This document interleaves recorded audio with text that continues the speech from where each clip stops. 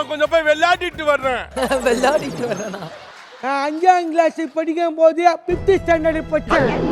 6வது படிக்கும் போது 6th ஸ்டாண்டர்ட் படிச்சேன். ஏய், நான் 8வது படிக்கும் போது 8th ஸ்டாண்டர்ட் படிச்சேன்டா.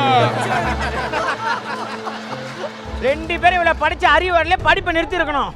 நான் அதே வாயில போட்டு நர நர நர நர மென்று நர நர நரங்க நரங்க நர நர சரங்க நரங்க. ஐயா டயலாக் போடுறதா அப்படியே பாட்டுக்கு போகுது.